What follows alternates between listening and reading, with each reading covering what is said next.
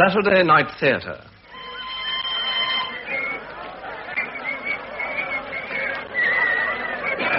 Don't forget the grocery list, Owen. Sure. Make it a dead third. Don't forget. So long, Georgie. Bye. Bye, sir. Who was that? What is this grocery list?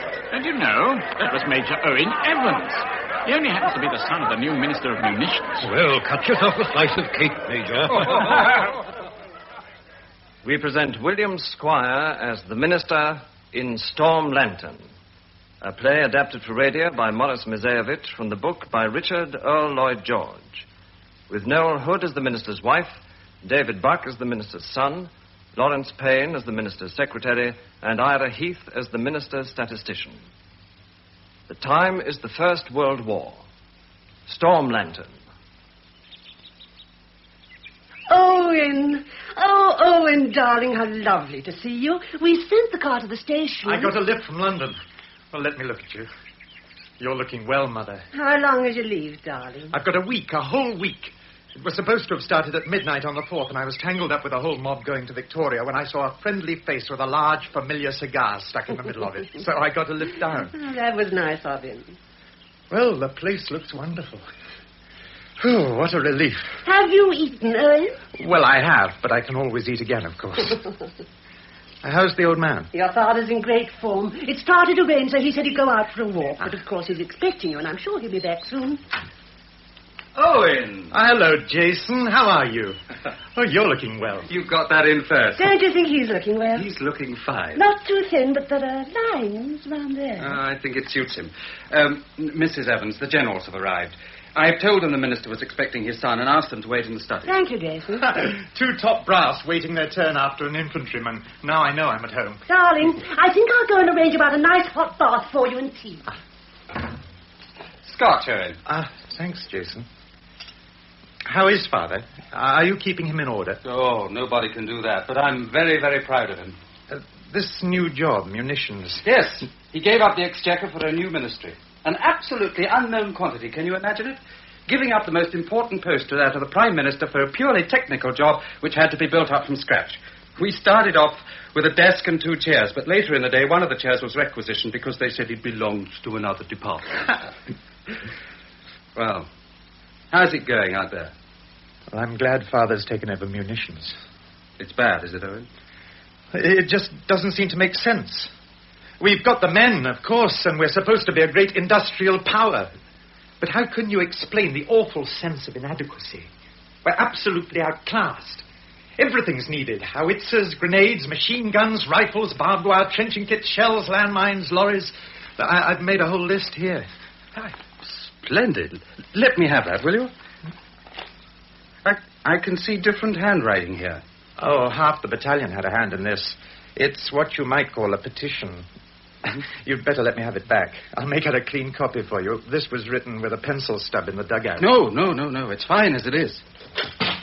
Owen, my dear boy. Hello, Father. Oh, it's wonderful to see you. My word, but you've grown tough. Hard as nails. A real man, Jason, eh? How are you, Father? He's looking fit, isn't he, sir? I've got the Generals Brewster and Crump in the study for you. I've told them you'll be able to see them later on. Later, Jason, later. How long? A week starting the morning of the 5th. Splendid. It'll give us a chance to have 1 or 2 talks. Are you feeling tired? Well, it was very noisy out there. And most of the noise is being made by them, I suppose. All right, you don't have to tell me. Excuse me, sir. A special branch man to see you, too, sir. I've told him to wait. For the moment, perhaps you'd kindly leave us, Jason. Yes, sir. Well, what's up, Father? Is it really difficult? There are 2 wars, my boy. And as far as I'm concerned, the principal one is here in Whitehall. General Red Hot Brewster.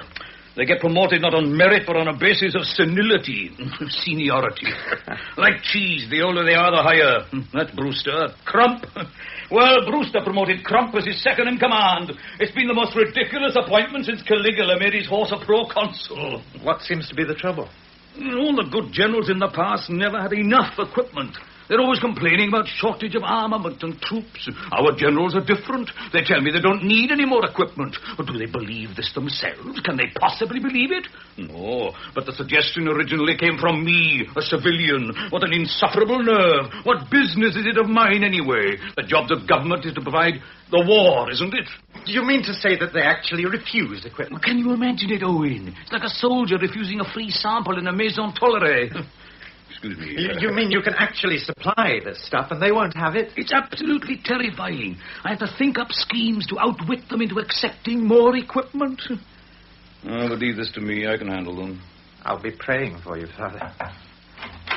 Oh, excuse me, sir, but Mr. Owen's bath is now ready, and Mrs. Evans says she will have tea for him as soon as he's had it. Hello, Jessie. Oh, welcome home, sir. Thank you, Jessie. I think you'd better go, my boy. Don't worry about what we've been discussing. In fact, I think I got a bit of news that might cheer you up. Good news? I think so. So does Winston. Oh, what have you two been cooking up together this time? It's top secret. I've given my oath of allegiance. But you talk in your sleep. If you let this one out, you needn't worry about the Germans. I'll personally conduct the firing squad. Well, it must be something. Well, for security reasons, we call this thing a tank. It's a mechanized cavalry charger. Oh, no, that's been thought of before. It won't work. No vehicle on wheels can go through barbed wire, past dugouts and pillboxes. It doesn't run on wheels. No? How's it mobile, then? Well, I can't play guessing games with you about our top-secret inventions. Now, go along and have your bath. I got a big meeting. Well, good luck, Father. Jason. All right. Shall I tell the generals you're ready, sir? Oh, by the way, this is a grocery list the boy brought home. Let's have a look. It's rather crumpled. Crumpled and not very clean. What's all this different handwriting? It was written in the dugout by several of Owen's comrades. I'll make a clear copy for the generals, shall I? No. I want this particular piece of crumpled, grimy paper. I suppose this uneven handwriting can't be attributed to shell shock, can it? Mud from the trenches, Jason, No little red stains? I suppose it'd be going a bit too far to experiment with a little red ink, perhaps not. However, I can trust you to hand it to me at the psychological moment. Indeed, sir. How long have they been waiting? About half an hour, but they're all right. I've explained about Owen, and they've got halfway through a bottle of brandy already. Well, there's this other chap. He's from Scotland Yard, I believe. Any idea how long it'll take? Oh, well, perhaps you'd better see him first. The generals will take up the rest of the evening, won't they? Yeah, well, tell Chief Detective Inspector Taggart that I can give him 2.5 minutes. He's just outside, sir. Come in, Inspector. Thank you. You have exactly 2.5 minutes. Inspector Taggart, sir. Sit down, will you? Oh, thank you very much. Well, now, what's this confidential matter you wish to see me about? How are you, Mr. Evans? Taggart. Aye. Taggart? Do I know you? There's something familiar. Aye, you were a young MP and we were going on a midnight expedition into the underworld. Bless me, Jack the Ripper. Aye, that's right, you've got it now. And my word, what a night. Here, Inspector, have a cigar. Oh, thank you, sir. Yes. We never did catch him. I'm sorry it turned out to be a wasted night for you. Wasted? Well, we found no trace of the criminal. I found something all right that night, Inspector. It wasn't altogether a wasted evening. No criminal was caught, and you couldn't find clues of any crime. What about the gin houses, the doss houses, the stinking alleys and grimy cellars, the rickety tenement, disorderly houses and thieves' dens? All this in the capital of the richest country in the world. I set out to investigate a crime that night. I found evidence of 10,000. Yes, sir. Well, I don't want to keep you. You must be a busy man, Inspector. Now, what do you want to see me about? This is a security matter, Mr. Evans. We're rather concerned about your safety. Yes. Now, what is it? There's a young woman on your staff, a Miss Caroline Bishop. You know her, of course. What about her? She joined your staff last March. If you say so. A statistical expert, I understand. Well? We've just discovered that she's in the inner circle of the militant suffragette movement. Caroline? Yes. Now, I don't have to tell you, Mr. Evans, what happened to you in the past. You'll dismiss the girl, won't you? It's dangerous to have her here where she can take a pot shot whenever the mood's on her. Well, we'll see what a little finesse can do in this situation. A woman is a highly susceptible organism, Taggart. I don't know what you're up to, sir, but I don't like it. If you don't know what I'm up to, you don't know whether you like it or not, eh? Now, be a good chap and let me handle it my own way. Highly intelligent and capable statisticians are not to be dismissed lightly. Oh, please be careful. Capable statisticians are not to be dismissed lightly. Oh, please be careful, sir. Yes, it was very friendly of you to call, Inspector. Oh, good day to you, Inspector.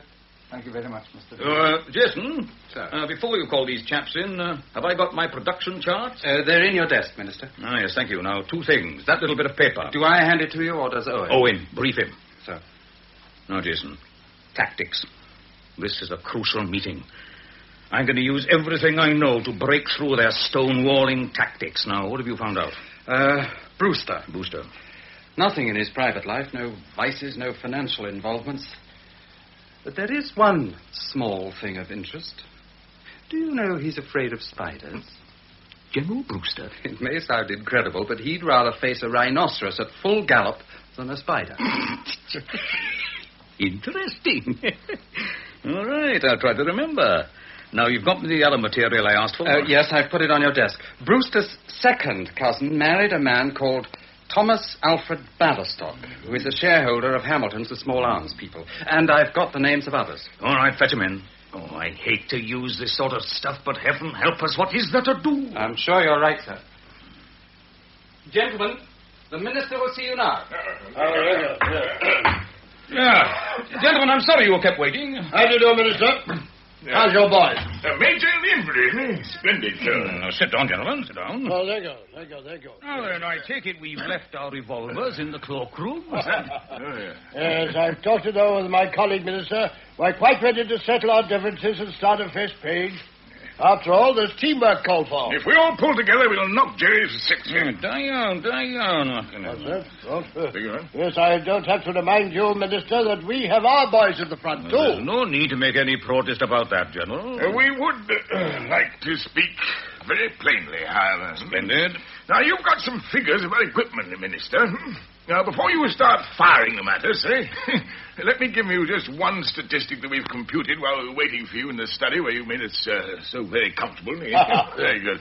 Between us, General Brewster and I have 67 years of military experience. What my colleague means to say is that we, too, have worked out certain figures of our requirements. Yes, you see, you must consider, Minister, the question of mobility. Now, in the old days, troops were strengthened with great quantities of protective armor, and armies vied with each other in providing heavier and heavier armor for their soldiers. And in the end, this defeated the whole purpose of defense by slowing down maneuverability. Now, gentlemen, I'm not dismissing mobility, maneuverability, and general agility. I don't want to bog you down with unnecessary material, but surely this is not a proposal to equip your cavalry with 15th century armor. But, gentlemen, this has become an engineer's war. All our national genius for inventiveness and organization in the machine age is at your disposal. More than 600 industrial firms have agreed to turn out weapons. Yes, Here is the raw material of victory, gentlemen, and we offer it to you to hammer into practical military shape. But who are these firms, Minister? What do they understand about producing weapons? They're the top men in the country. Hard-headed manufacturers of commodities ranging from locomotives to sewing machines. Yes, but they've had no experience producing arms, Minister. We're professional soldiers. We must know that our weapons are up to standard. Yeah. We can't equip our fighting men with machine guns produced by sewing machine specialists. This war isn't a sewing circle, you know. Minister, you must appreciate that it is only a selected number of industrial firms who have had the experience to produce weapons to the required standard. Yes. I have a list here. Now, these are old traditional firms whose experience goes back some 200 years. But, General, they made javelins then. If I needed pikes and bows and arrows, I'd be delighted to place an order for them with these fuddy-duddies. What's going on? A favored firm policy? Is there any nasty nepotism going on between the War Office and these ancient armorers? If there is, I'll get to the bottom of it. Sir, are you suggesting... No. I'm not accusing anybody, but every situation which encourages the favored firm's policy spews out its opportunists, its adventurers, and practitioners of corruption. Go look here, Jacket Man! I've been accused of this sort of thing myself, and through very ugly experience I've learned how these things function and create misunderstanding. I'm only telling you all this to explain the dangers of a favored firm policy. It creates jealousy, and jealousy is the father and mother of scandalmongering. When it rains, gentlemen, when the heavens open, we all get wet. I think you're exaggerating the danger of this, Minister. Trust my experience, General. You're in my territory now. Oh, I'm sorry. I didn't mean to intrude. Oh, that's all right, my boy. Your intervention might be quite timely. Come in. Gentlemen, I'd like you to meet my son, Owen. General Brewster, Lieutenant General Crump. Now, sit down, my boy. My son was in the tropics when war broke out, and he traveled 3,000 or 4,000 miles to fight in your war, General. I know your regiment well, young man. They're a credit to us. He's just come back from the front on leave, and by pure coincidence, he was telling me about the sense of insecurity he felt about German shell fire. Well, it's just that we feel we'd like to chuck just as much of the stuff back at them. When Owen heard that I'd been made Minister for Arms Production, his comrades made up a little grocery list. Am I right, Owen? Grocery list? You don't happen to have it on you, my boy, do you? Let me see, Father. Keys, lighter. List of addresses. No, that's not it there. There it is. Yes, I've got it, Father. There you are. Yes, it's all that different handwriting. I suppose most of your comrades had a hand in this. Yes. Some of this is almost undecipherable. They were written in the front line, weren't they? Yes. The word howitzers is written with a very shaky handwriting. Jackson was suffering from a bit of shell shock, I'm afraid. Now, what are we going to do about this gentleman, This crumpled bit of paper, grimy from the mud of the trenches, written with a stub of pencil on a soldier's knee by the light of a guttering candle. Look for yourself. Quite, yes, sir. Yes. I shall deal with it. No. Don't file it. I want to keep this little piece of paper. I've got a meeting at the Albert Hall on Sunday, and I'd like to be able to tell the people in that audience that this is the order I've received and to say that the goods shall be delivered. They shall be delivered, gentlemen. I'll tell Mother you're still engaged for the time being. You are doing. Well, gentlemen, shall we study these production charts? We've already seen them. How many machine guns do you think you need for each battalion, Brewster? 4 as a maximum. I've marked 16. Now, do you seriously think that this is going to hinder your strategy? Now, don't tell me. Before you present me with any arguments, I think I ought to give you the benefit of one piece of strategy that I have acquired in my experience. Now, draw closer, gentlemen. Closer, please. What is it? Now, this is what I want to tell you. You're doing this all wrong. Don't you see, if you put in an order for more equipment than I can supply you with, you can always blame me for your defeat. What? I'm telling you something that you can use against me. Well, Brewster, how many machine guns do you want to order? We based all our tactics on standard weights of equipment, Minister. 4. When you march, General, go forward, for God's sake. Yes, we just don't trust those other firms. Do we trust them, Captain? No. No, God's we don't. sake, man, you heard my son say we need more shells. Shells that may explode in our own trenches? Exactly. All right. I'm sorry to have to do this. Let me see that list of favored firms, the old faithfuls. Well, we've given them to you. Here's our copy. Now, Brewster, you yourself have no personal interest in any of these firms, of course, but do you happen to have a relative called Batherstock? Tom? Oh, him? Oh, yes. Relative on my wife's side. Let's see, I don't suppose I've seen him for a couple of years or so. I see the name. Hamilton's listed as one of the firms we've been placing contracts with. Don't you feel it a little indiscreet for your relative to buy shares in that company? Damn it, man, what's it got to do with me? How do you think it would sound if there was a rumor to the effect that you resolutely refuse contracts to other firms, but the one in which your wife's relative invests his money is favored by the War Office? You're a bloody wicked conniver! There are thousands of shareholders in the Hamiltons. My sister's got shares in them herself. I'll deal with you in a minute. Now, listen. I know there's not a shred of connection between your favored firm policy and your wife's cousin's husband. But even if you two beat me up so that I have to crawl on my hands and knees to get there, I'll still get up in the house and tear every stitch off your backs. Apologize. Don't move. Oh, are you talking to me? Don't move. It might run up your leg. What? A spider. Oh, no. Where? Don't flap. It's gone now. Where? Down, Sam, for goodness sake. Don't you see he's pulled a flanker? There's no spider. No, Crump, are you Don't be a sure? fool. Sit down, man. He's made a fool. No. All right. Gentlemen, you insisted on 4 machine guns, and I suggested 16. Let's compromise. 20. I'm setting our production targets at the same ratio. 500% increases. You'll have fortnightly reports as to our progress. All right. But we're placing a firm order for this lot, and if you're late with delivery, we'll nail you to the pole, sir. I said, don't bother to see me out. Beg your pardon. And good day to you, too. Success, Jason! Agreement! Oh, Jason, what a villain I am. Sometimes I succeed in frightening myself. I worked the spider. Poor old Brewster. Oh, they deserve it, sir. Congratulations. Good. Now, another thing, Jason. Caroline Bishop. Sir. Why did you engage her? Well, she had first-class qualifications, sir. Is anything wrong? Do you know she's a militant suffragette? Lord, no. Are you sure about that?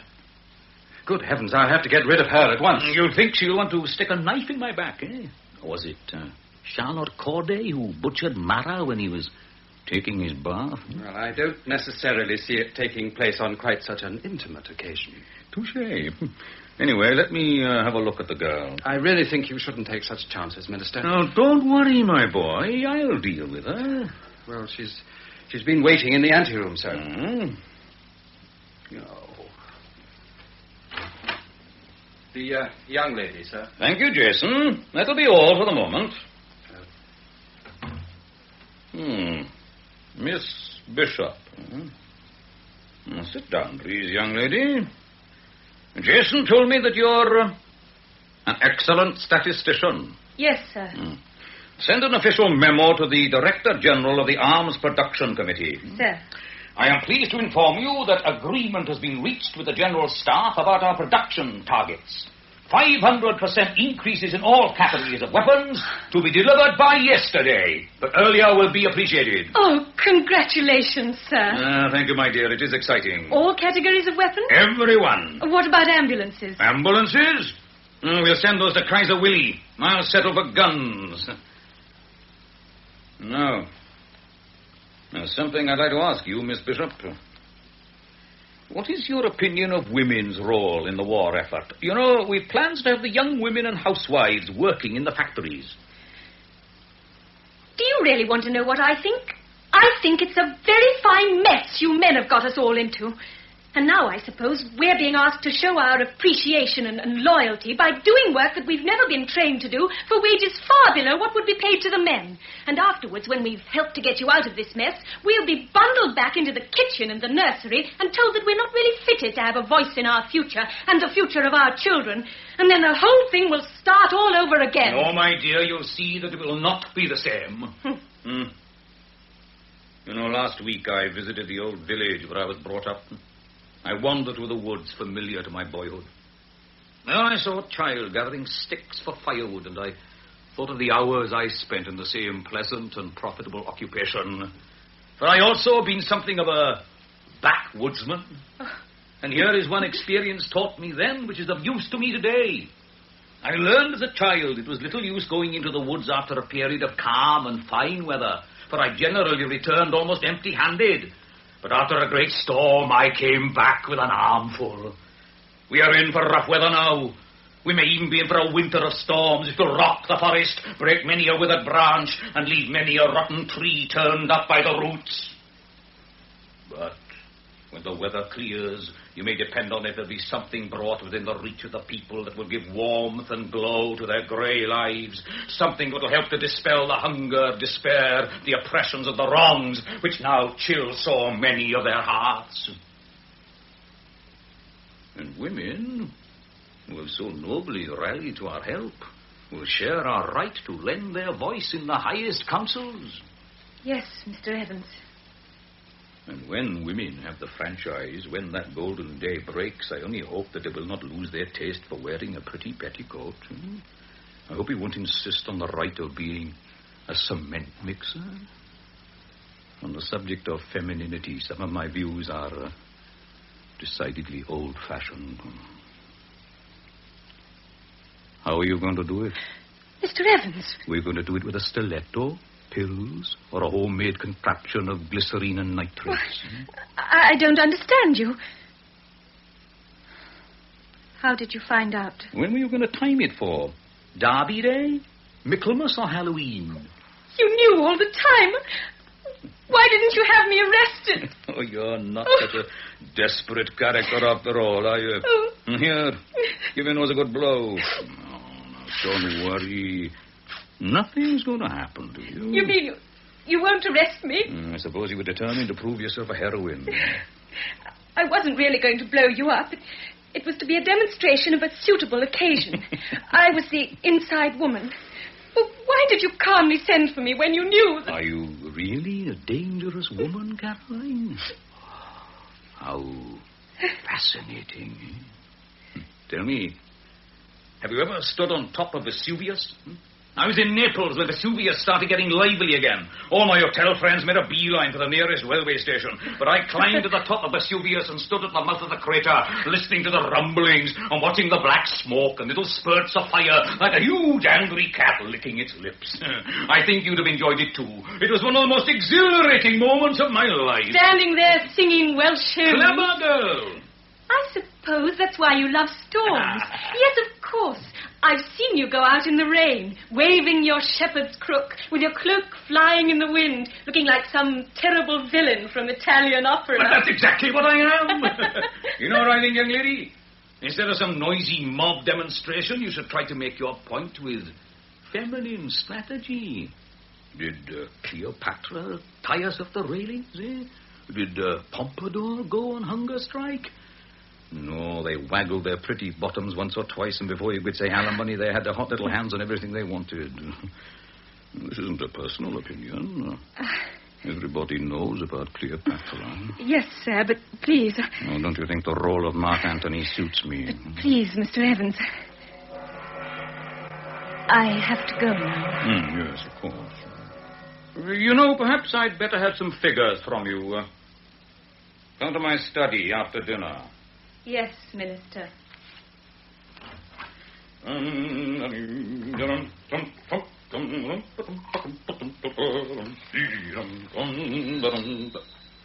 Hello, Morgan Evans here.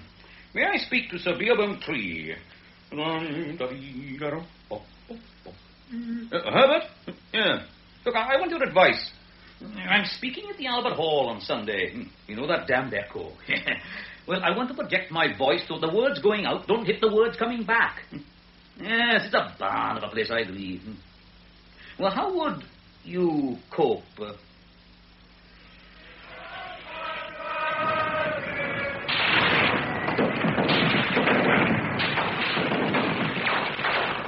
Hey, what do you know? This is all ours stuff. Hey, what have we got here? An Eisteddford!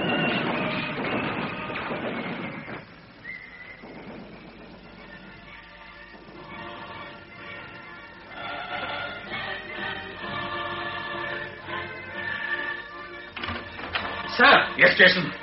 We've had the phone call. Just this minute. Yes? It's all over, sir.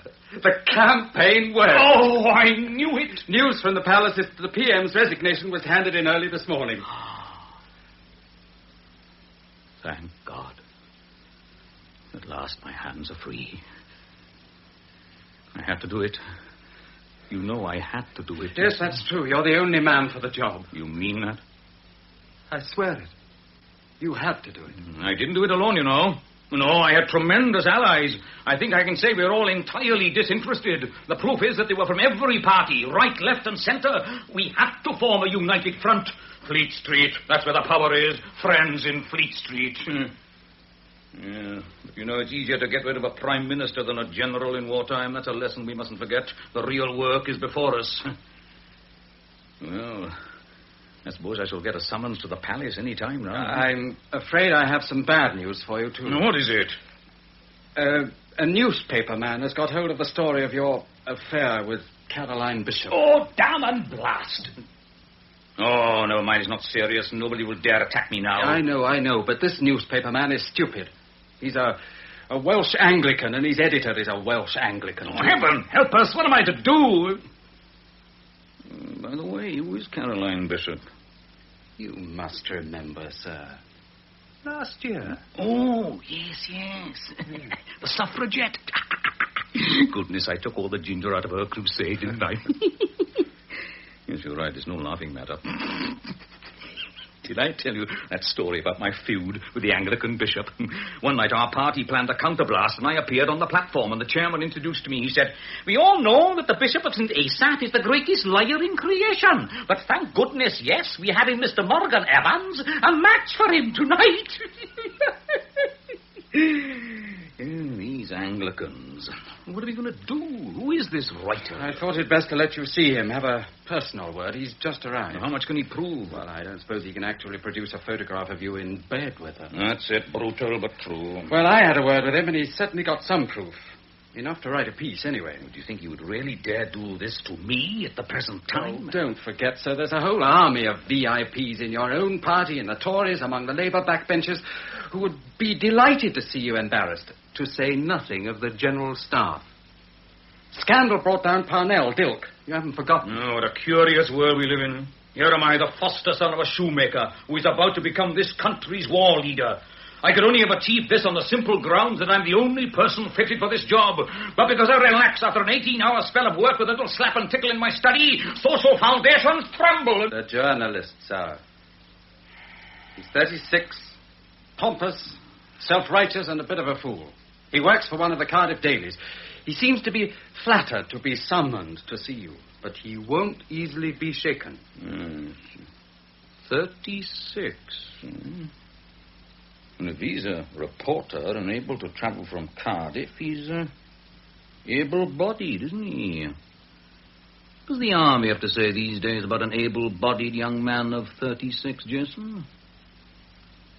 Yes, sir. I didn't think of that. No, we'll have to do this very carefully.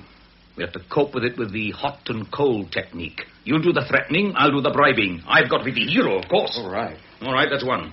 Now tell me as soon as there's any news from the palace. What else? The generals are here, sir. Crump's brought his plans for the offensive. Yes, now what's my opinion about that? Well, I think it's a crackpot scheme, but then, of course, I'm only an amateur. Why do you say that? Well, he wants to attack through a reclaimed swamp. And in August, at the time when there's been regular monsoon weather for the last 30 years. He says that summer is the best time for an army to attack, and we're supposed to have the advantage of surprise by attacking through a reclaimed swamp. I mean, if you think it a crackpot scheme, then the Germans will probably think so, too. Well, we've got the ordnance requirements all worked out in any case, haven't we? The departments have worked out all the requirements for supplies in every detail. Now, listen carefully. I want you to make a mistake in them. A mistake? Yes, an unimportant one, but a mistake. In what, sir? Anything. Gumboots. How many pairs of gumboots have you on order? Whatever it is, stick a knot on it. Very well, sir. And when we discuss the figures in your presence, you'll have to draw my attention to it. I see. Well, yes, sir. All right, that's all, I think. Now, we'd better deal with this young fellow. What's his name, the reporter? His name is Hughes. And his first name? Hugh Hughes. No jokes, Jason. If there's any jokes to be made, I'll make them. Yes, sir. Morgan, you know you have these visitors again, the generals. Shall I give them a meal, or are you going to be busy with them? Oh, Catherine. I'd like to have a chat, my dear. Yes, later, Jason. Let me know when you need me, sir. I have something to tell you, Cathy. What is it? What's wrong this time? My dear, there's nothing wrong, at least nothing serious. But there's something wonderfully right. The Prime Minister has handed in his resignation, and I expect a courier from the palace any time now. The Premiership? Darling, I think the King is going to ask me to form a new government. Oh, Morgan. You see, darling, all our years of struggle are to be crowned, and I want you to know that I could not have done it without you. Morgan, my dear. It's not quite settled yet. You understand there are still difficulties and problems. I mean, some of the Prime Minister's friends in the Cabinet have sworn that they won't serve with me. What have they got against you? Oh, against me personally, nothing. But we come from a different background. I mean, these are all school friends of the Prime Minister. We are faced with jealousy and caste solidarity. But I can overcome it, and I shall. With your help. How can I help you? You can help. I'm going to be absolutely frank with you, Catherine. My enemies have tried to find every way to discredit me. They stopped at nothing, even to fabricated scandal about me. I mean, you know very well, my dear, how vulnerable a public man is. I mean, I've only got to exchange a polite word with a woman at the reception and tongues start wagging. I mean, how many times has that happened in the past? Oh, Morgan, not again. Now, don't misjudge me. You know, you only have to smile and those damned hussies start boasting that they made a conquest of me. What's happened this time? Well, there was a young woman on my staff. I haven't seen her for months now. She left at the beginning of this year. In fact, I could hardly remember who she was, and I was told about it. What are they saying? Well, they're linking my name with hers. They've absolutely no proof whatever. All that happened was that when I was working late, as you know I have to, my dear, she invaded my study one night on the pretext that she wanted some letters signed. I went through the correspondence with her, and then she had to check something in one of the letters, so I took a short nap. I mean, you know, it happens. I can sleep anywhere. Well, I just put my feet up for 5 minutes, and when I woke up, I found my tie unfastened and my shirt unbuttoned. I mean, she said she was making me comfortable. Well, I'm afraid that's how we were found together by another member of the staff. Oh, Morgan, what a terrible liar you are. Give me the Bible. No, I won't have you blaspheme. Give me the book. I shall swear by all that's holy. I won't have you adding any more sins to your conscience. All right, my dear. Believe it or not as you will. But I've been in the front line for 2 years now. I fought the battles at home as well as those in France. I've had to fight every kind of bitter opposition. I've worked 20 hours a day. I haven't slept. I've gone without rest and every solace. Why? Am I a war profiteer? Am I a poster hero who basks in his artificial glory? Others have made millions out of the war or live with the sound of perpetual applause in their ears. I've just done a job of work. The king wants me to form a government. Am I doing this for ambition? Was it ambition that prompted me to give up the chancellorship for a new unknown ministry and involve myself in technicalities for which I had to go to school all over again? But I willingly made this sacrifice, and I ask as my right for sacrifices from you. Yes, my dear, sacrifice your pride, stifle your jealousy, forget that I'm a husband, and remember that I'm a pilot trying to navigate a storm never before experienced in the history of our country. You don't have to make speeches to me, Morgan. Spare me your eloquence.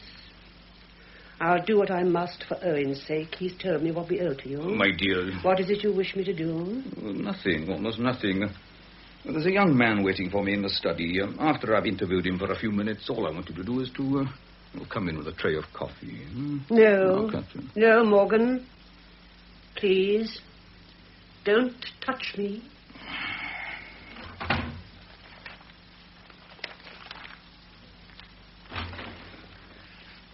Mr.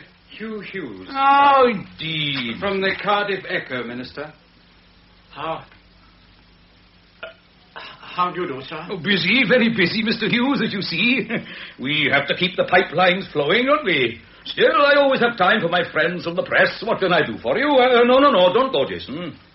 Mr. Evans, sir, this may sound like impertinence, but my editor has asked me to interview you about a certain matter of importance in connection with your own personal life. My editor feels that in these days particularly, our leadership shall give an example of righteousness and uprightness. So many of us forget today, when our physical well-being is in danger, that it is our immortal soul which is important. Mr. Evans, sir, have you always followed the true path? Mr. Hughes, the minister isn't here to protest his honor. If you know anything to suggest that he is not an honorable and upright man, it is for you to prove. Otherwise, you must understand that question is a damnable piece of impertinence. No, Jason. The young man is earnest and zealous, and obviously he's only doing his work as a good journalist. There's nothing personal in all this, of course, Mr. Hughes. Oh, of course not, Mr. Evans. But I have my duty as a citizen and professional man to ask you this question. Well, my young friend, as you ask me on behalf of your Welsh readers, you obviously have a right to know these things.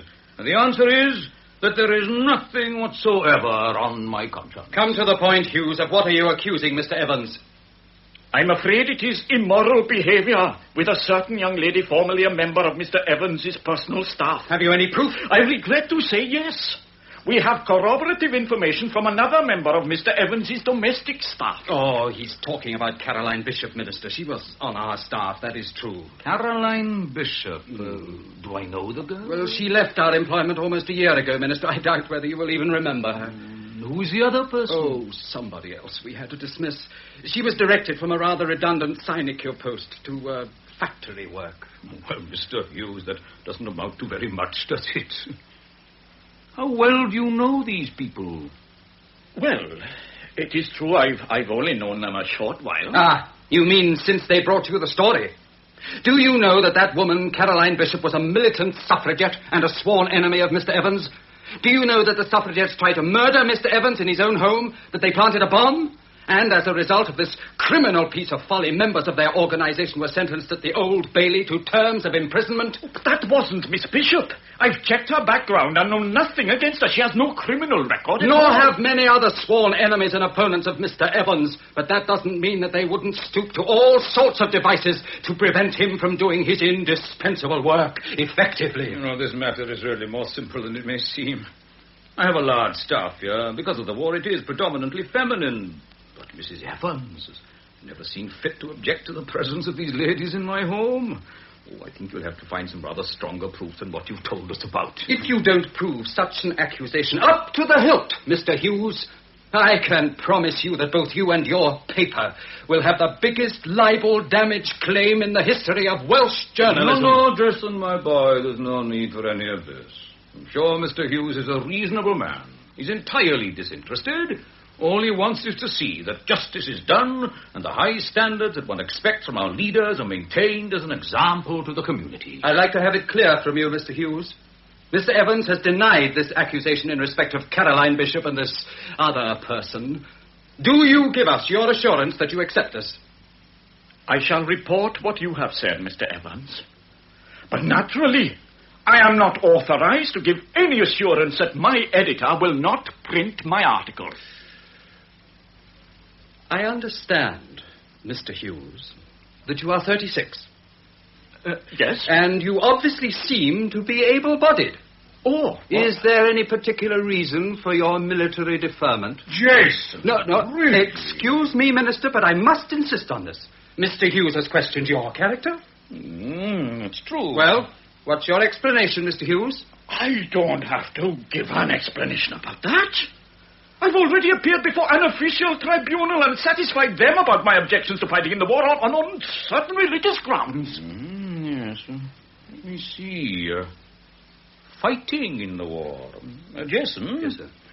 Aren't we forming a special corps of stretcher bearers? Oh, quite right, Minister. Brave fellows. Genuine pacifists, but honorably serving their country in an entirely non-combatant way there. Amid flying shrapnel and whistling bullets, they succor their wounded comrades in the heat of battle. Oh, no. That should satisfy your immortal soul, Mr. Hughes. No, Jason. I think this must be left to Mr. Hughes's conscience. Nevertheless, I think I'll drop a line to Mr. Hughes' editor about this special corps. You know, Minister, how often you've been reproached about protecting young, able-bodied men when middle-aged family men have been called up. Yes, it is a problem. Nevertheless, if I have genuine proof of this accusation, Mr. Evans, I feel honor-bound to do my journalistic duty. Well, exactly, Mr. Hughes, if you have genuine proof, but what does that amount to? Are we going to take as gospel the gossip of two rather disgruntled females who've been directed from rather comfortable jobs to factory work? I approve of your high journalistic standards. It is a rare and refreshing thing these days, and I'd much rather see you carve an honorable career for yourself for the future. Oh, I don't want to send you into battle, Mr. Hugh Hughes. I'd rather have you in Who's Who.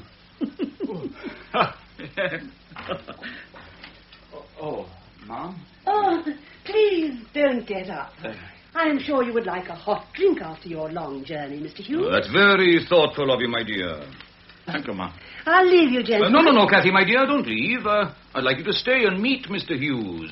He's from Cardiff. Oh, really? We have many friends there, Mr. Hughes.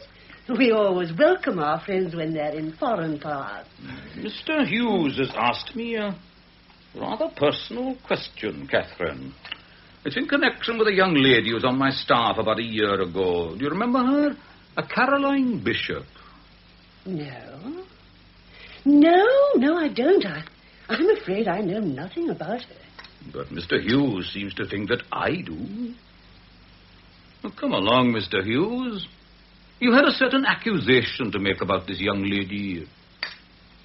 Well, would you kindly repeat it?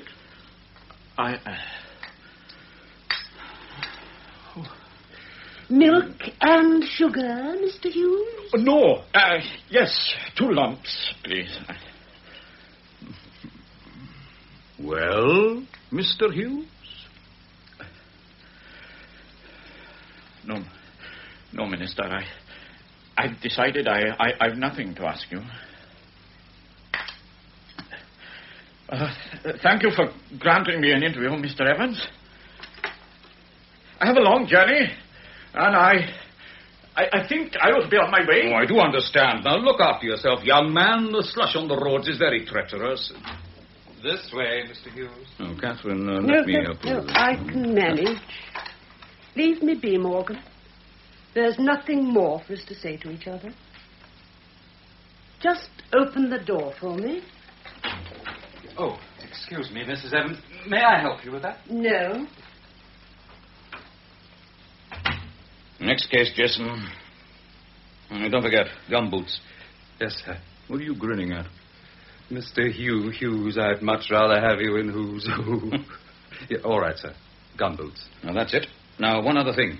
If the King's messenger arrives, interrupt us. And I want full drill with fanfares, general proclamation, and a 10-gun salvo. Yes, of course. You won't hear their groans for bursting rockets. This way, gentlemen. Good day, Mister. Good day, Minister. Gentlemen, now please be seated. Thank you, Minister. Thank you. Now, I understand there's only one thing on the agenda today. Crump's offensive project. It's about time we had your approval of that, Minister. Well, I've given you the guns, so now you're anxious to use them on me. We've got to get out of the doldrums, Minister. This stalemate must end, or we'll be defeated by sheer boredom. Yes.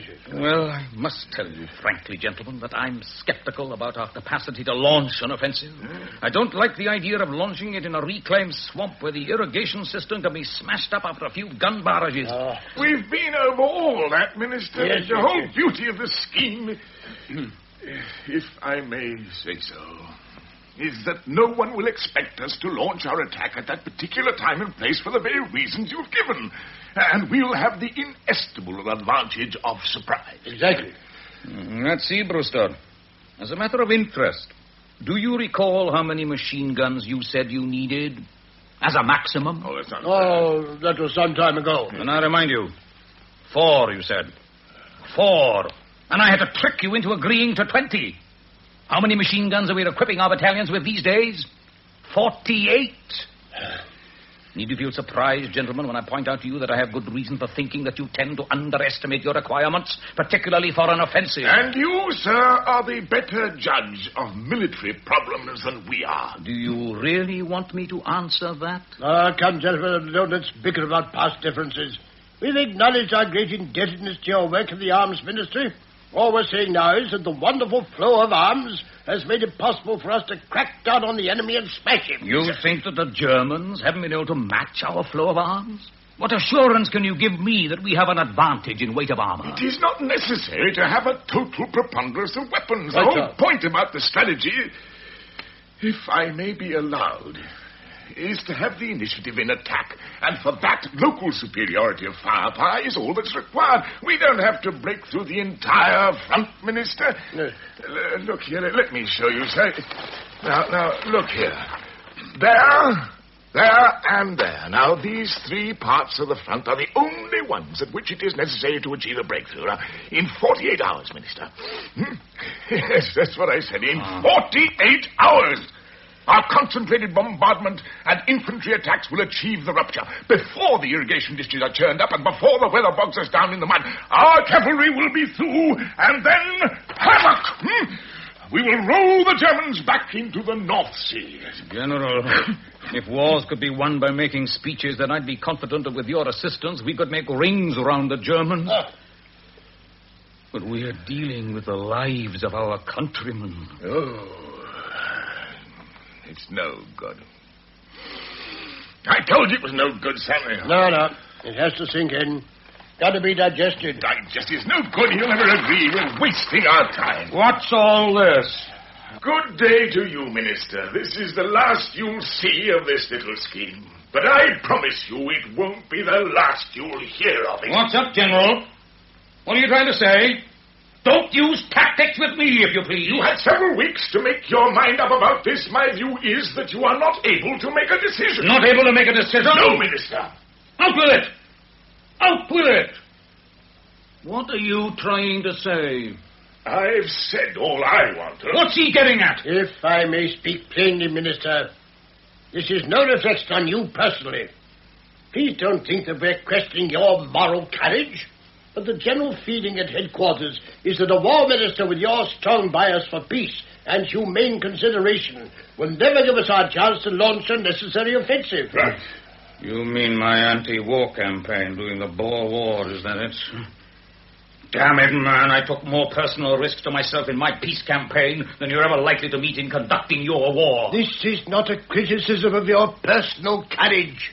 No, I'm not calling you a conscience. All I'm saying is that you're so damn mixed up in your humane views that you're totally unfitted to make a decision which involves total war. You over-identify yourself with a man on the front lines, Minister, which may be damn good humanity, but is thoroughly bad soldiering. He's quite right, sir. At the back of your mind is the fear, the sensitiveness to loss of life.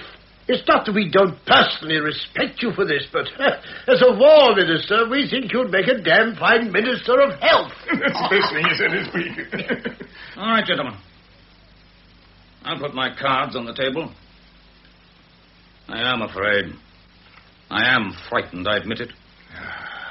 When this war started, I had a tussle with my conscience whether I should retire from politics altogether. I have imagination. I dream of bloodstains on my pillow. Is that bad? Is it bad to fear responsibility for millions of lives? Is it really better to be like you, to play with the lives of men like pieces on a chessboard? Which of us is better fitted to make a decision? The answer's very simple. It's a question of arithmetic, isn't it? Better to lose 30,000 men in a single, bold, constructive offensive than to fritter away 100,000 lives in useless stalemate. Right, That's the decision you are faced with. But you can't stand up to its logic.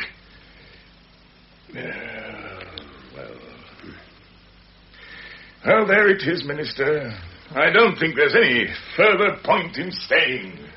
30,000 men. Is that your estimate of our losses? It's not merely my estimate, Minister. 30,000. 3 divisions given a ration, more or less. These are the pieces. And for that, a complete breakthrough. A couple of pawns for a queen, to use your comparison. There's no need to search your heart any longer in these circumstances. We've consulted every expert, Minister, every field technician. You give me your word that your statisticians are entirely in accord with this? Absolutely. I'll get the files. Let's see the figures. I want everything. All the reports, every computation. Certainly. I have the papers here. Now, Jason, I want the ordnance and logistics file for General Crump's operation. Yes, sir. Here you are, Minister. Yes. It's all very neat, very reassuring. I want to make one final appeal to you. For the sake of our men at the front, for the sake of their wives and mothers, I put to you for the last time, are these the true estimates of our requirements to achieve a victorious offensive against the Germans in France? I've given you our assurance. No collective promises. I want yours and General Brewster's, and I want the signature of every man who had a hand in this report. You have my assurance, Minister, and you shall have all the signatures you ask for. A breakthrough in 48 hours and no more than a loss of 30,000 lives. I've already said so, haven't I? Brewster? Yes, I agree with that estimate. The file of the operation, sir. On the question of supplying your needs, gentlemen, we haven't been altogether indecisive, as you will judge for yourself.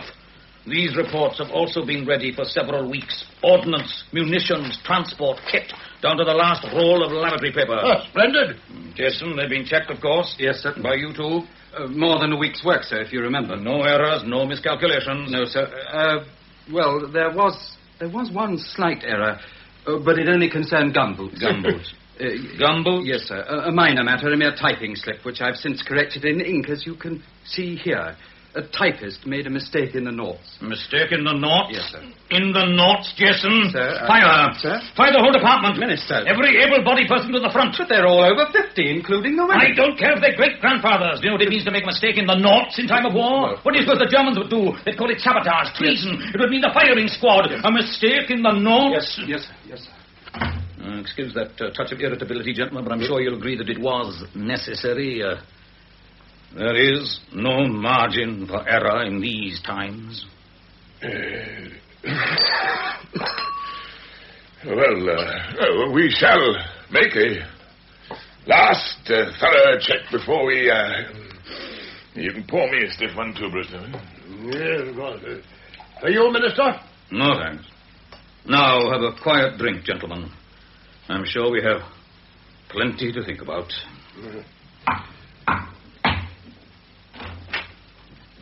I am compelled to interrupt you, Minister. Something important? Sir, will you be attendant on the King's messenger, if you please? Mr. Franklin Brown, courier of His Majesty. Gentlemen. Come in, sir. I am pleased to receive you. Mr. Morgan Evans, His Majesty has ordered me to hand to you this personal document and requested me to await your answer. At once.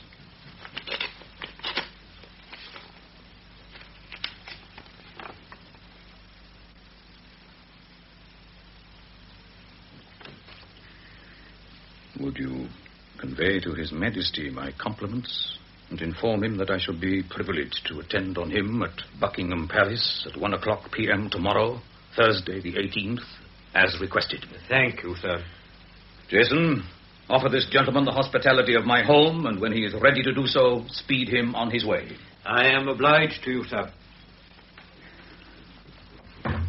Well, of course, it's an open secret by now.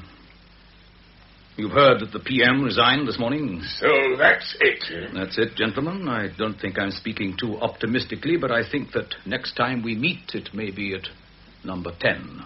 You? Well, Yes. Well, we have plenty to do. Yes, you won't stay to dinner? Well, another time, if not now. Goodbye, gentlemen. Goodbye, dear Minister.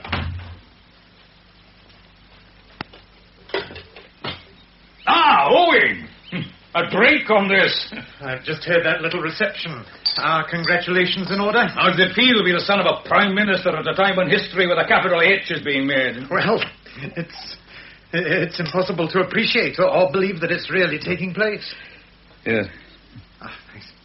Better days. Better days. Do you remember when we lived at number 11? I think so. I was an engineer working at Tilbury in those days, remember? I do. I used to come back to Downing Street in my working clothes. And one day I was just turning up from Westminster Underground when I was confronted by a barrier of police. The whole of the traffic was held up because of some VIP do. I tried to get past, but the cops wouldn't let me through. But I'm Owen Morgan Evans, the son of the Chancellor. I live at number 11. And I'm Mary Pickford, said the cop. It was no use. No one would believe me.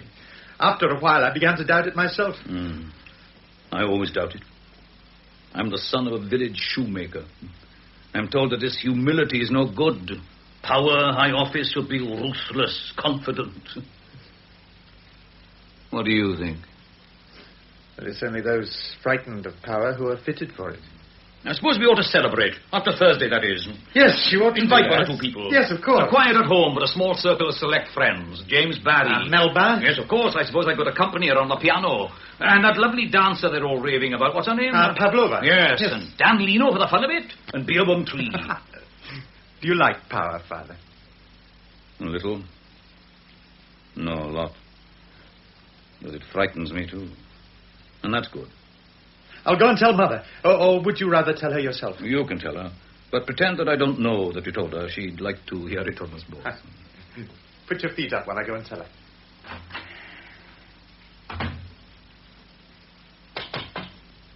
Who's that?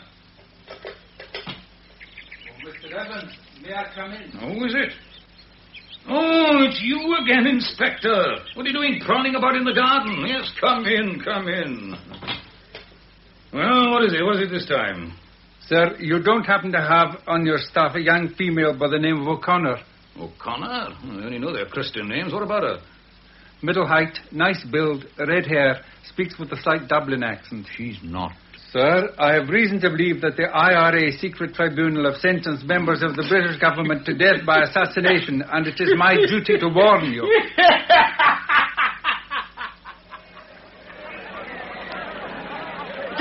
Janie, I'm here. Owen! Oh, you're a brick to mix with this mob here. I could have met you at Scott's. Oh, I couldn't wait. Let's have a look at you. Oh. Jane. Will you be staying over in town before going to Checkers? I've got tickets for the show at Daly's, and the table is booked, too. First, let's take a quiet spin in Hyde Park. I'd like to get some London air in my lungs. Is it just bad out there, as they say? Then let's talk about it. I say, isn't that old Tom Williams on that soapbox? He's a dreadful man. He makes all those anti-war speeches. He was one of my father's staunchest chums in the old days. He used to face all the broken bottles on the platforms of the pacifist meetings. Let's drive on, please. You must be tired of war and politics.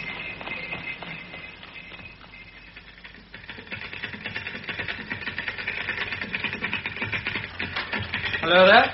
Jason? Owen! Where is everybody? Well, your mother has gone for a short rest to Wales. We hadn't heard about your leave before she left. How are you? Where's the old man? Well, he's having a short leave, too. Whilst mother's away. What's going on? Where is he? Oh, he's here, but I don't think it's possible to disturb him. Upstairs? Just take it easy. Now, you can't make any rules about a man like your father.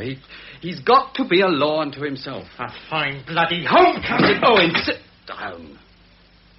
Now, there's no point in wearing yourself out over this sort of thing. I'm not preaching. I'm just plain damn frightened. Does he know what's going on out there, the bloody mess we're in? Of course he does.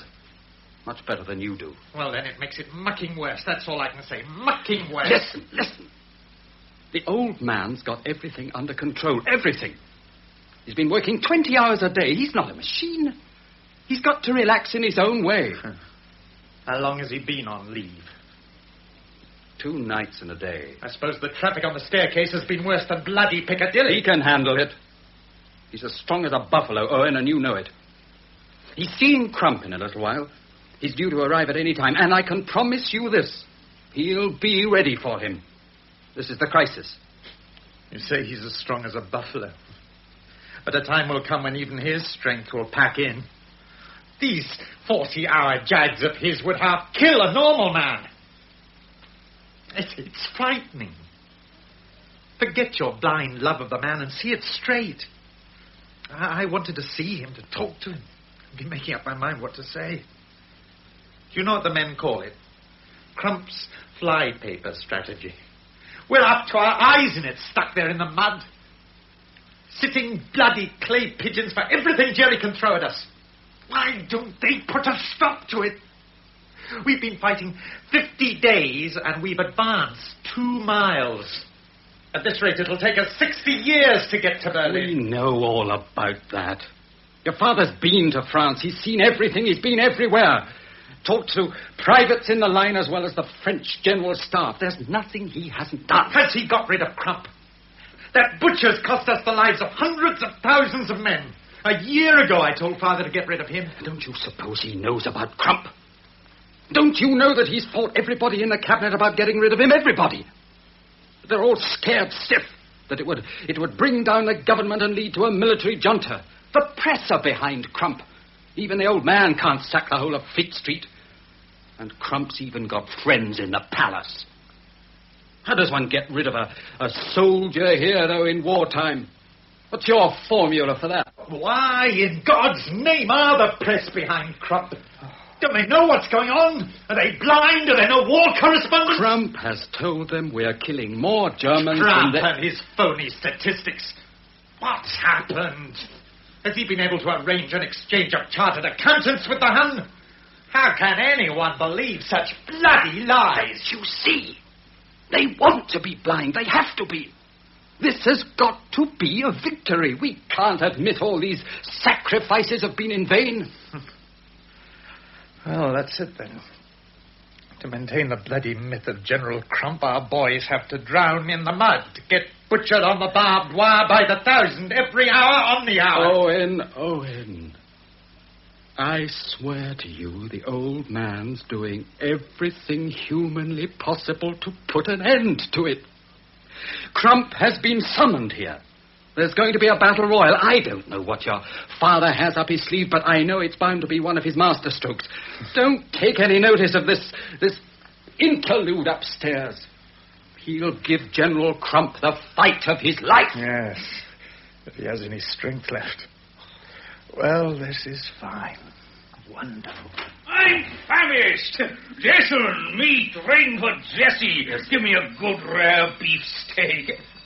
Owen, my boy, another leave. Splendid. Take your coat off, Father. Good. Your jacket, take it off. I want to prove something to you. Sit down. Now, give me your hand. You're going to put my hand down this time, eh? Well, maybe.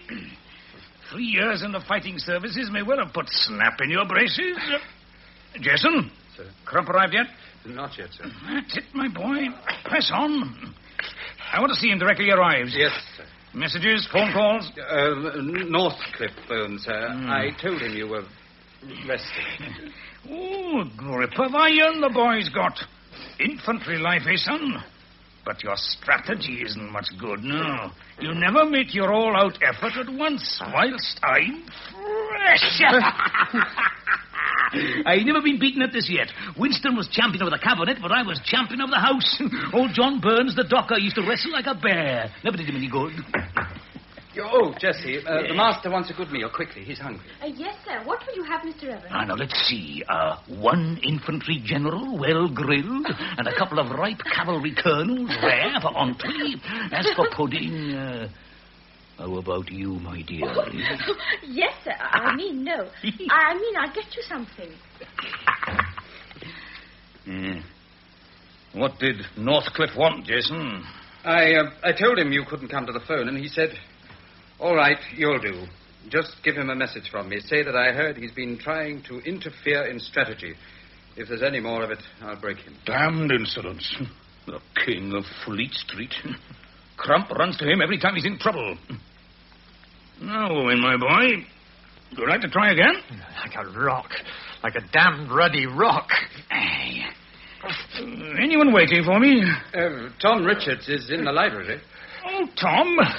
Wonderful. I thought he was in jail. Well, if you remember, sir, you told Tom when he was put in jail for his anti-war speeches that you hoped when he came out he'd have breakfast with you. I said that? Yes, sir. Well, there you are, then. Put out an extra plate. Got you, Owen. I think I pulled a muscle. Oh, it's a trick. No one can be as strong as that. How did I do it, then? I think it's the way you hold your arm at an angle. Yeah, yes, that's it. So that the harder I press, the more firmly I push your elbow against the desk. The old cantilever principle. Good boy, you spotted it. See, they always tire themselves out after a while, and then I make my counterattack. You seen Crump? What about a bit of psychology there? Put his hand down. Challenge him to a duel across the desk with his jackets off. What do you make of that, Jason? If they stay around me long enough, some of it wears off on them, doesn't it? I'm going to take my bath. Stay for a while, my boy. Your mother isn't here at present. You're not feeling lonely, Father? Would it surprise you to know that I always feel lonely without your mother in the house? Minister, I think I'll go and get on with the paperwork. Yes, right, Jason. Well, Owen, I don't have to ask how you are. You give me the toughest contest since old Dr. Burns. Are you going to get rid of Crump? That's my contribution to the war effort, my boy. But can you, with Northcliffe, with the palace? I got rid of Brewster, didn't I? Yes. Father, why did Mother leave? Why did she go this time? Don't lecture me, for God's sake. Don't question the way I fight my own private war against tiredness in every bone in my body, against frustration and fear and sheer nausea. It's my way of getting drunk to forget. Besides, the temptation is rather too much for me. Wasn't it Oscar who said he could resist anything except temptation? If you protest, I think you're jealous. As they all are who vilify me. Is it my fault I'm absolutely irresistible to women? They're all jealous of my success with the ladies. Are you sure you're successful with women? Isn't it they who are successful with you? What do you mean? Now, what the hell do you mean by that? Is it you, Morgan Evans, the man they really fall for, not the legend, the myth, the powerhouse of Whitehall and Downing Street? How long can you carry on like this? How much can your physique stand? 5 years? 10? It'll see me through for what I have to do to help win the war. And afterwards? It'll all be in the melting pot by then. You'll be needed. All your experience and guile and drive and imagination. Every man must fight his own private war with himself in his own way, Owen. That's what we have to do. We always have to fight on two fronts. On two fronts.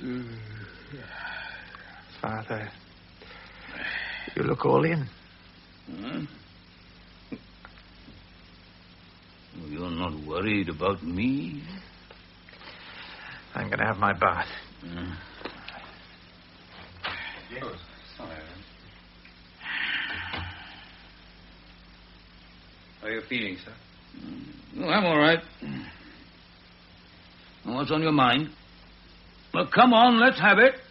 What trouble's been brewing whilst I've been away? What's the latest crisis? Yes? Oh, good afternoon, sir. Just a moment, please. You know who? Hmm? Hello? Oh, it's you. Yes, I'm offering you the post. No? Not good enough, eh? All right, I know it's a junior job. What can you expect? They're all dead against any sort of job for you. What? Look, if you take that cigar out of your mouth for a couple of minutes, I'll be able to hear. All right. What about the Ministry of Armaments? Will that satisfy you? Good. Leave it to me. You meant to offer him that all along, didn't you? All right, Jason, let's have it. What's been happening? Just list the danger spots. Sir, I don't know if you're fully aware of the extent of the opposition to having our friend here back in the government. After the Dardanelles... Don't give me history lessons. I'd remind you that you've canvassed every member of the government. A coalition, sir, that includes all parties, and even your staunchest friends oppose the appointment. And within the last day or two, more than 100 members have put questions on the order paper. The Albert Hall has been hired for a mass meeting of protest. Dozens of others are being organized all over the country. The generals and the admirals are also dead against it, sir. Dead against it. Now I know I must be right. Finally, sir. Finally? May I contribute my view to this? I don't see how I can possibly stop you. Besides, everyone else has. Well, may I say this then, sir? There's no one in the government who could possibly challenge your leadership. But if he joins the cabinet in your old job, armaments, you'll have a dangerous rival. I know that. Well, then, sir, if you know all that, then, for heaven's sake, why? For a very old-fashioned reason, but one for which I don't propose to apologize. He's a friend who's proved his friendship and loyalty to me. Mr. Evans. I see. Is that all, Jason? Yes. I suppose that is all. The general has arrived, sir. Good. Show him in. Sir. Now, what is it? I've known you for more than 10 years. And I realize that I've never really understood you. Till now. May I take your hand? How do you do, Jason? Thank you, Mr. Evans. Thank you. General Crump, sir. Thank you. Good afternoon, Prime Minister. My apologies for the delay, but His Majesty was kind enough to ask me to stay at lunch. Sit down. Don't fuss. I wanted you to see this. Latest reports from HQ. An expert sale executive general doesn't immediately produce his samples. A bad joke, Prime Minister. Not in the best of taste, if I may say so. You don't make me lose my temper so easily. I'll choose my own time to have a row with you. Sit down. You don't want to see these reports? I don't want to see your stories. I can read all the fiction I want in Lord Northcliffe's rags. You're being offensive, sir. In that case, I hope I succeed better than you do, General. I haven't come here to suffer your insults. Now sit down. I have something important to tell you. Very well. I sent for you, Crump, to tell you that the War Cabinet has approved my plan for a supreme Allied Council representing all our Allied nations. All strategy is to be coordinated by them in future. You, a supreme war command run by foreigners? Is that the idea? It will be run by generals best fitted to command, irrespective of their nationalities. Has it been approved by the War Cabinet? Yes, it has. Then why the devil wasn't I told about this before? Aren't I entitled to know about such schemes? And why wasn't I invited to give my views to the Cabinet? You're not a member of the War Cabinet. This concerns me, my work, my campaign in France. You're not a member of the War Cabinet. You have deliberately gone behind my back, sir, and presented me with a fait accompli. That's typical, my goodness, typical of what I've had to put up with. A supreme command created over my head without my knowledge, without a chance to give my views. You're not a member of the War Cabinet. So that's it, sir, yes. You think you can build a pontoon over me and bypass all my efforts? That's well put. That's very well put, General. And where does this leave me, do you think? I'm supposed to be head of the armed forces of the Empire. Are British fighting men to be at the mercy of foreigners and their schemes? If there's anything you seriously disagree with in the Supreme Allied planning, you have the right to appeal to the British government. To you? That will have helped very to me. I am the elected constitutional head, General. No, I will not put up with it. I demand a right to sit on this council myself. Well, that's possible. You agree to that? Then I don't want it. Oh, yes, I see it all now. If I go and sit on the Allied Council, you'll appoint a new field commander, and he'll have the real authority. And your approval to reject my strategy. If I remain in the field, then those damn frog-eaters will clamp down on everything I want to do. Yes, that's it, isn't it? You create a special military house of lords to kick me upstairs into it. If I won't go, you'll give them the real authority. It's diabolical, that's what it is, sir. Diabolical. You're a schemer. Well, I won't stand for it. You may not be aware, but there are still one or two people who have confidence in me, sir. Two can play at this sort of game. Let me tell you this.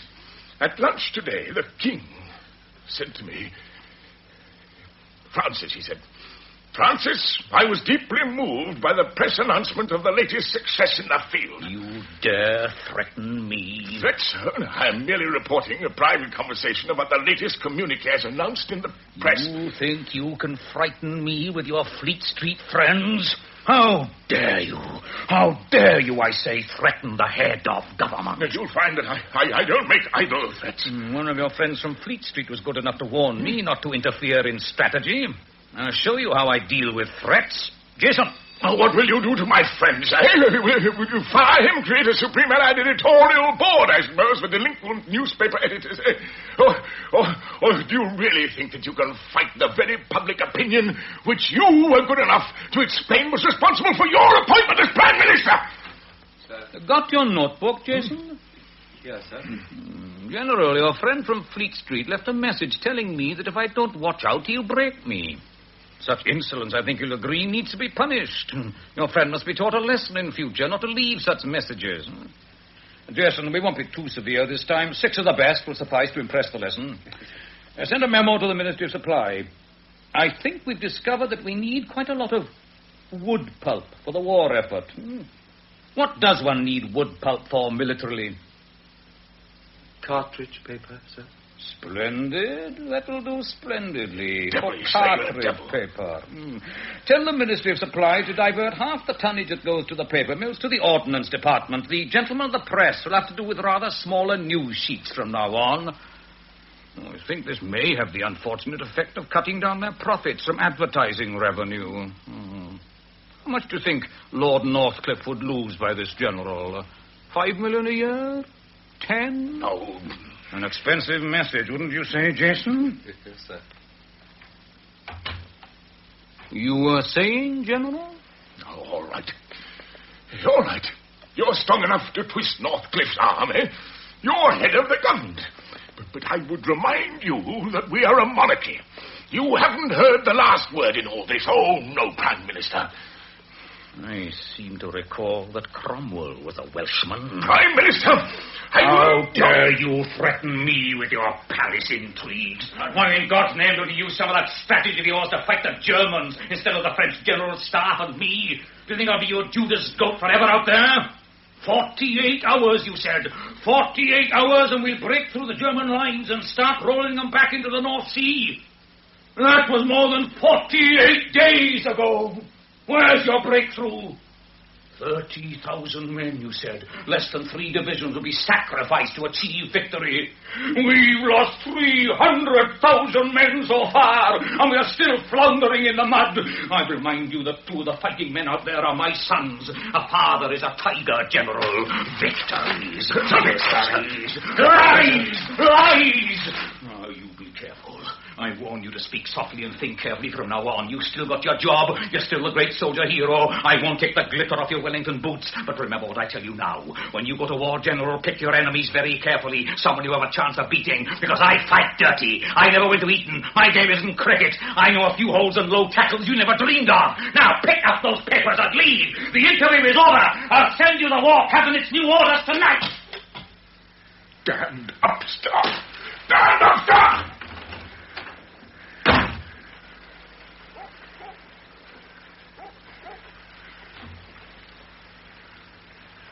Minister? Minister? Hmm?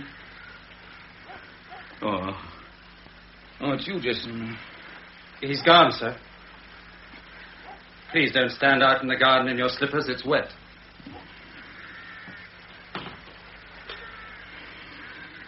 It's all right. Just sit down and rest a moment. Must have been a tough meeting. Your meal is ready. Shall I arrange for a tray here? You're shivering. I'll fetch you a shawl, shall I? No. You mustn't let them see me like that. Look, Mr. Evans, old Tom Richards is waiting to see you.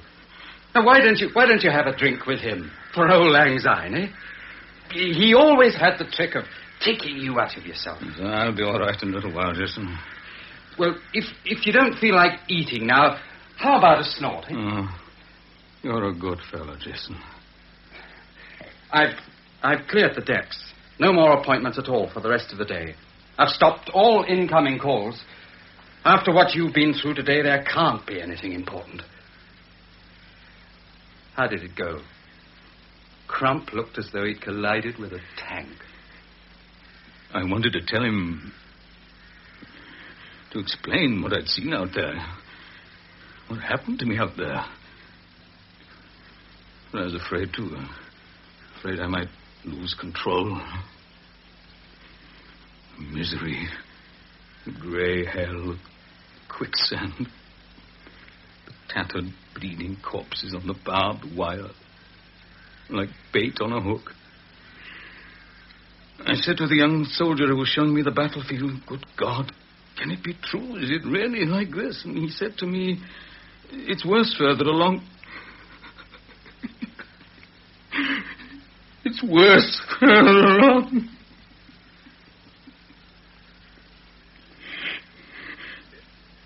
Sir, old Tom has some very funny stories about his rest cure in Brixton. How do they treat him there? Oh, good old Tom. We used to be on the same platform at one time. Remember my pacifist days during the Boer War, Jason? The peace meetings, great stuff. Pitched battles in front of the town hall in Birmingham and Bristol. Broken bottles, knuckle dusters. But you beat them, remember?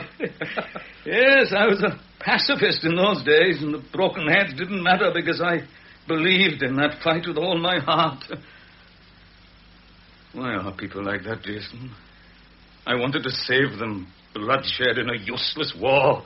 Them and their brothers and their sons. And they turned on me like wolves. If only I could be sure. You're sure, Jason, that it is a threat to our homeland, and not like the other one, for a share of empire loot. If only I could be certain.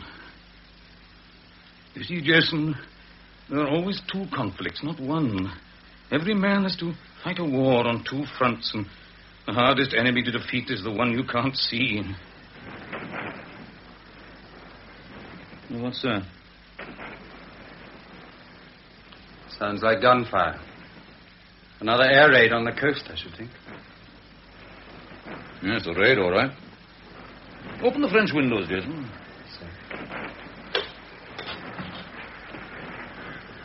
It's funny. All that gunfire, and the birds are still singing.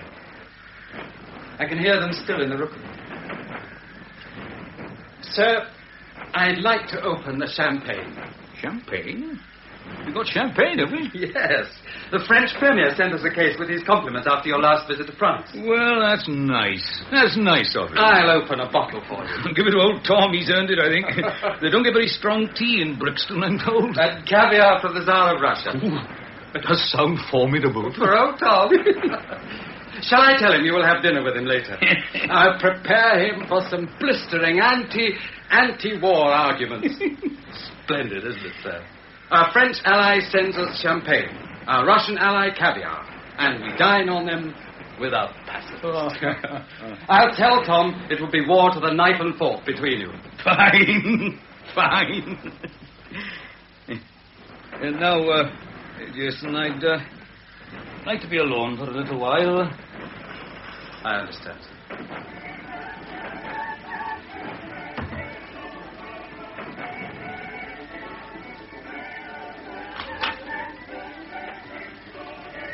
Father? I brought you this old lantern. Huh? I knew you'd want to go out and watch the raid from the hilltop. It's even more exciting than a storm at sea. You writing to your mother tonight? Yes, probably. I'd write, too, and it's been a bad black day, and she can always tell. Send her a message from me to cheer her up. It's been a bad day, Father. I've had a theoretic success against Crump. Erected a war command to bypass his authority. Slung a pontoon over his head. History will know me as some sort of committee juggler extraordinary, political chess grandmaster. But I know it doesn't always work. Trying to guide Crump from above is like backseat driving. He's still at the wheel. The murder will go on. On and on and on. Until they've all had enough. All been drunk and sated. Sickened. And history will tell us it was a splendid victory. Mine and his. All right. The fever must run its course. There's nothing we can do but try to apply a few cold poultices. Look, I want to say this to you, Owen. You can come on my technical staff. You've had 3 years of it out there. I don't care a hang what anyone thinks or says. Enough's enough. No, thank you, sir. I'd rather remain with my friends. Oh. No, I didn't mean it like that, Father. I only meant just that. It was kind of you to suggest it. I understand. Well, it's a private battle. You must fight for yourself. No, it hasn't been all bad and black. You couldn't get rid of Crump. Not altogether, and not yet. But you faced another storm bravely and well today, sir. You reached out a hand and helped a friend out of the wilderness. Someone with the sort of leadership people might need one day. And perhaps history will be grateful to you for it, if it remembers. Go up on the hill and watch the raid. It's better than Beethoven. Yeah. What's the lamp for? Have we no torches? I thought this would suit you better. It's a ship's storm lantern. It's rather old, somewhat battered. There are a few rents in it. But it will give enough light to show you the way. Yes. The road's steep and there are some treacherous places. But it might do. And the view from the summit... The view from the summit, Owen. Doesn't that make it worth a journey to the end of the night?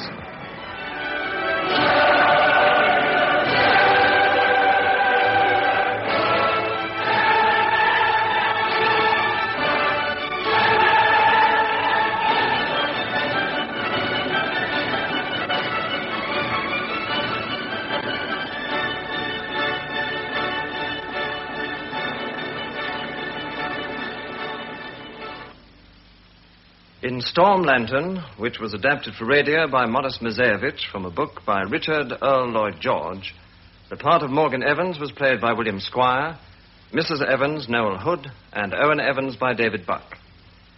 Jason was played by Lawrence Payne, Hugh Hughes by Hayden Jones, and Caroline Bishop by Ira Heath. General Brewster was played by Walter Fitzgerald and General Crump by John Justin.